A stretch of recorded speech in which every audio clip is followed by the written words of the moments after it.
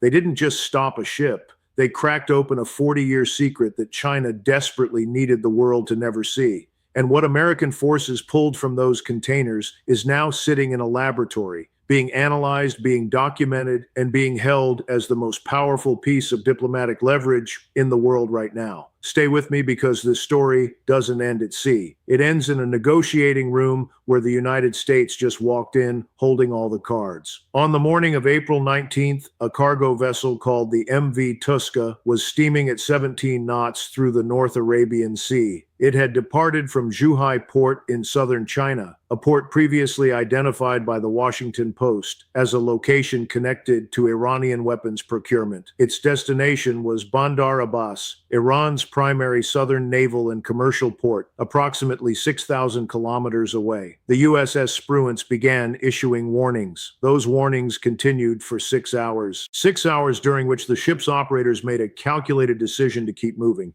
Think about what that calculation means. You don't ignore a U.S. Navy destroyer for 6 consecutive hours in the middle of a declared blockade zone unless whatever you are carrying is worth more to you than the consequences of being caught. Then the USS Spruance opened fire on the engine room. Within minutes, Marines from the 31st Marine Expeditionary Unit fast-roped from helicopters onto the deck. The crew was seized, the captain was seized, and the containers were secured. If you are following this story and you want daily updates as this situation develops, hit subscribe right now because we are tracking every movement. The Wall Street Journal describes the MV Touska as part of a fleet accused of transporting chemicals for Iran's ballistic missile program. Other vessels from this same fleet had already moved 1,000 tons of solid missile fuel precursors from China to Iran in the preceding 12 months. The specific materials allegedly aboard this particular voyage included sodium perchlorate,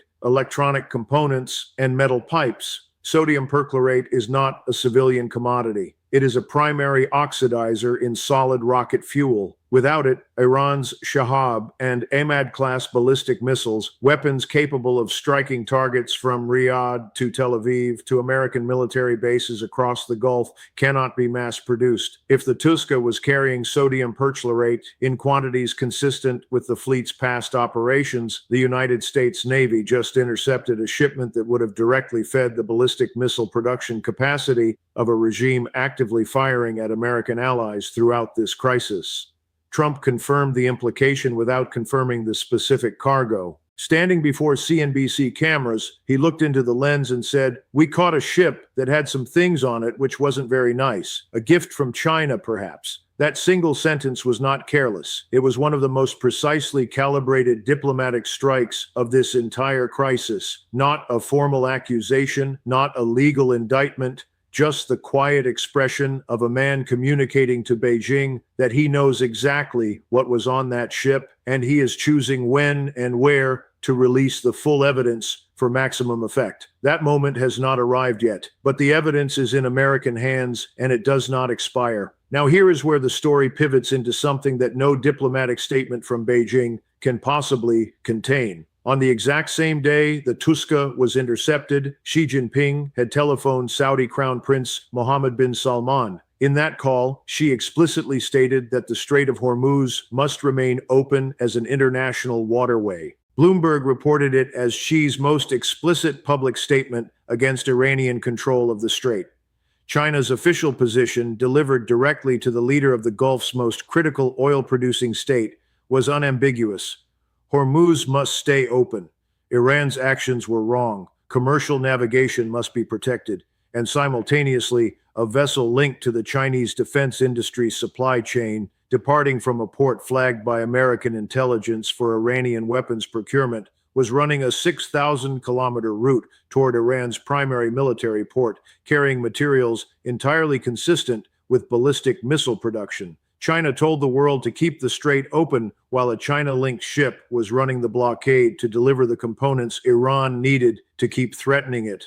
Those two positions cannot coexist. Either Beijing knew precisely what was aboard the Touska, making every public statement about Hormuz a calculated misdirection, or the 40-year supply chain connecting Chinese defense-adjacent industries to Iranian weapons programs runs so deep and so autonomously that Beijing cannot fully control what operates beneath its own name. Neither explanation is survivable for China in a room where the cargo evidence is already sitting on an American laboratory table. Don't scroll away yet, because what this seizure does to China's global strategic position is the part of this story that most channels are missing entirely. Beijing's response was immediate and contradictory in a way that revealed far more than it concealed. The Ministry of Foreign Affairs rejected any association with the vessel, calling it a foreign container ship rather than a Chinese ship, pushing back against what it called speculation. Then, in the very same communication cycle, Beijing expressed concern about the United States intercepting the Iranian ship. Read that again. China claimed to have nothing to do with the vessel and simultaneously expressed concern over its seizure. Both positions delivered in the same breath. That is not a diplomatic phrasing accident. That is the sound of an institution attempting to occupy two incompatible positions simultaneously because neither one is survivable on its own. The history behind this single seizure stretches 4 decades in both directions. China's military cooperation with Iran began during the Iran-Iraq War in the 1980s. When Beijing began supplying weapons to Tehran. In the post-Cold War era, China provided missile technology that formed the foundation of Iranian weapons programs. CSS-8 tactical missiles laid the groundwork for Iran's Bandar ballistic missile development. C-802 anti-ship missiles, later versions of which are now in Houthi hands in Yemen,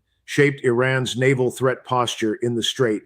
Silkworm missile technology transfers triggered American sanctions precisely because they represented genuine military capability transfers operating under civilian cover. These transfers were never fully halted by international pressure. New companies replaced sanctioned ones. New routes replaced interdicted ones. New intermediaries replaced exposed ones. The underlying supply relationship persisted beneath changing corporate structures and shipping manifests for 4 consecutive decades. The MV Touska's departure from Zhuhai stands as the most concrete evidence yet that this pipeline continued uninterrupted across every round of American sanctions, every UN Security Council debate, and every Chinese public commitment to non-proliferation principles.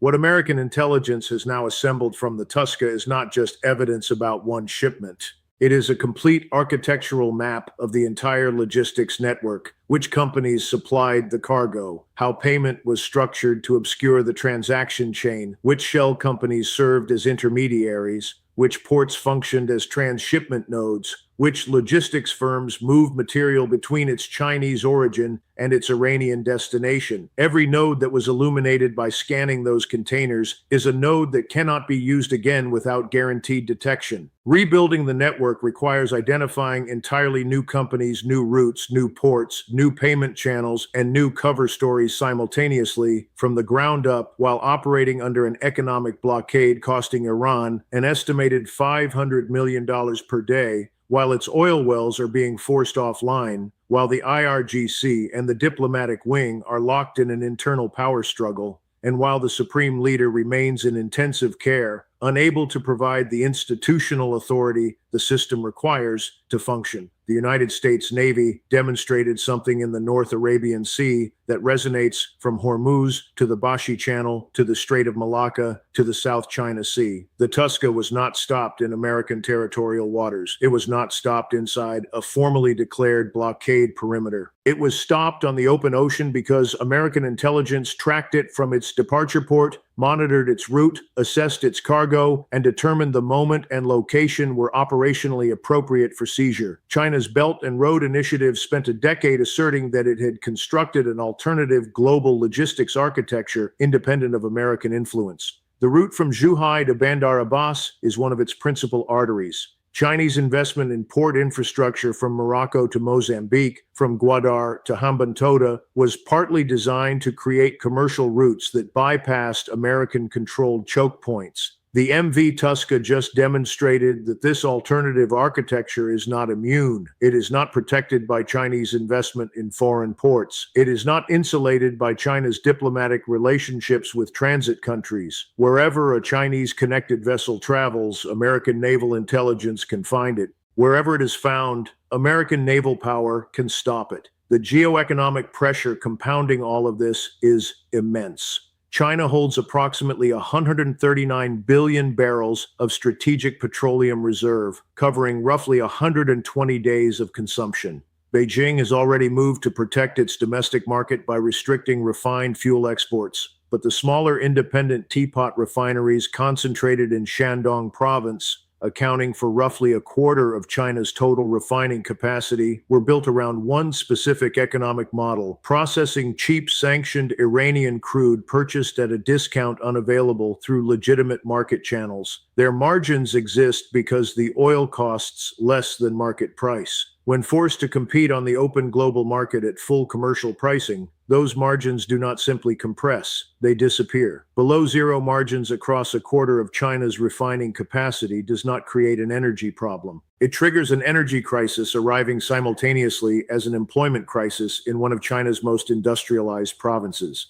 The timeline for that crisis is not years, it is months. Meanwhile, a staggering 42% of China's crude oil imports come from Gulf states. Chinese investment in Khalifa Port in the UAE, in Saudi Arabia's energy projects, and in Iraqi oil fields across the region represents hundreds of billions of dollars in committed capital. Capital that yields returns only when the Gulf operates as a commercially functional environment. Every missile Iran fires at Gulf infrastructure directly impacts Chinese investment returns. Every Shahed drone that strikes a UAE facility damages infrastructure in which Chinese companies hold financial stakes. The IRGC's escalation strategy is not merely a threat to American operations. It is a direct assault on the economic returns Beijing has spent decades and hundreds of billions of dollars to establish. This is the true source of Beijing's genuine anger at Tehran, not a moral objection, a cold financial calculation that Iran's military operations are destroying the return on Chinese regional investments while simultaneously creating the legal and operational conditions under which American interdiction of Chinese shipping becomes routine.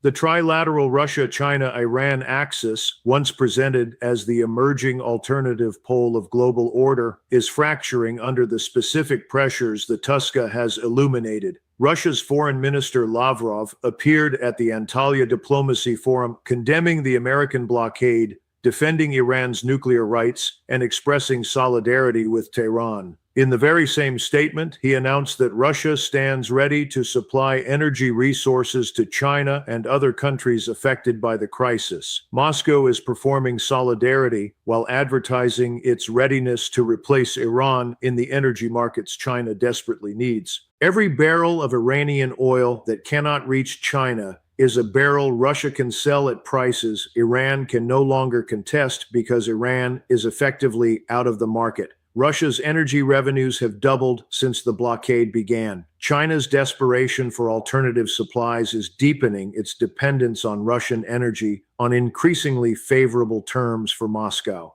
Russia is not saving Iran, it is monetizing Iran's collapse. The timing of the Touska seizure, occurring precisely while ceasefire negotiations were underway in Islamabad, has done something to those talks that cannot be undone. The United States now possesses irrefutable evidence that during the ceasefire period, Iran was actively running ballistic missile component shipments through Chinese ports. The negotiators sitting across from American diplomats in Islamabad were discussing terms of peace while their military wing was simultaneously procuring weapons. Whatever fragile trust architecture was being assembled in those talks has been permanently fractured by that knowledge. Trump's statement that extending the ceasefire is highly unlikely is directly connected to this, not only because the IRGC fired on cargo ships in the early hours of April 22nd, but because the Touska demonstrates that Iran's stated willingness to negotiate and Iran's actual operational behavior are fundamentally misaligned. That gap is the most profound obstacle to any agreement that seeks durable compliance rather than a temporary pause. For the Gulf states watching this unfold, and for Israel observing with particular intensity, the Touska seizure delivers something that years of diplomatic argument could not provide: concrete, physical, American-held evidence that Iran's ballistic missile program has been supplied through Chinese logistics networks, even as Iran simultaneously claimed openness to negotiations about its weapons programs. Riyadh and Abu Dhabi sit within range of the Shahab and Imad missiles the Touska's cargo was allegedly intended to support. Every Iranian ballistic missile that is not produced because its precursor supply has been intercepted is a weapon that cannot be aimed at Saudi or Emirati targets. For Israel, the strategic implication is direct. Iran's ballistic missile capacity is the primary military threat shaping Israeli defense planning. Anything that degrades that capacity creates strategic depth that Israeli planners value in concrete operational terms. Netanyahu's signaling around Lebanon's ceasefire talks and Iran's nuclear stockpile discussions emerging in close proximity to the Touska seizure powerfully reflects this precise calculation. With Iran's missile production under pressure and its nuclear stockpile potentially on the negotiating table, the threat environment that has constrained Israeli strategic options for years is measurably shifting. Trump is holding the cargo analysis as leverage across three simultaneous negotiating tracks. In trade talks with Beijing, it dramatically strengthens Washington's hand. In nuclear negotiations, it unequivocally demonstrates that Iran was not negotiating in good faith during the ceasefire period. In regional diplomacy, it reaffirms to Gulf states that American enforcement is real, consistent, and reaches any vessel on any route anywhere on the open ocean. The evidence does not expire. It only becomes more valuable as the number of contexts in which it can be deployed continues to multiply. Zoom out and consider the complete picture that a single cargo ship stopped in the North Arabian Sea has drawn across the global strategic landscape. A 40-year weapons supply network between China and Iran has been exposed. Permanent intelligence leverage is now in American hands, deployable simultaneously across trade negotiations, nuclear talks, and regional diplomacy. U.S. maritime power has demonstrated it can reach any vessel on any route, regardless of flag, cargo cover story, or diplomatic protection. The trilateral Russia-China-Iran axis has been fractured by making China's contradictory positioning publicly visible and diplomatically untenable. Iran's near-term ballistic missile production capacity has been meaningfully degraded. The entire logistics network has been mapped and will need to be rebuilt from scratch under maximum surveillance pressure. And all of this was achieved through a single boarding operation lasting mere minutes, requiring no diplomatic approval, generating no meaningful military response from any party, and producing evidence that will remain in American custody and shape global calculations for years. Trump's comment about a gift from China was not a throwaway remark. It was a strategic communication designed to be remembered, to be quoted, and to be understood by Xi in the context of trade negotiations, by Tehran in the context of nuclear talks, by Gulf states in the context of American commitment to regional security, and by every shipping company, logistics intermediary, and corporate front that has serviced the China-Iran military supply chain for 40 years. The message is simple and it is complete. We found the network, we have the evidence, we know every node, and we are holding this until the moment it produces exactly the outcome Washington has been engineering toward. Something irreversible happened in the waters off Hormuz. Not when the Marines landed on that deck, not when the engine room went silent, but right now in a laboratory somewhere where 40 years of a hidden weapons pipeline is being pulled apart container by container, documented piece by piece, and prepared for the single moment when it changes everything. China cannot retrieve those containers. Iran cannot rebuild what was seized without doing so under the complete surveillance of an intelligence apparatus that now holds the full map of how the previous network operated. And the world order that runs through the maritime routes where American power just proved it can reach anywhere, anytime, without warning, will never look quite the same again. If you want to understand what happens next, where this leverage gets used, and what China's next move actually is, follow this analysis because we update it daily as this situation develops. And if this kind of deep, clear breakdown of what is really happening in the world is what you come here for, subscribing takes 2 seconds and means you will never miss the story behind the story.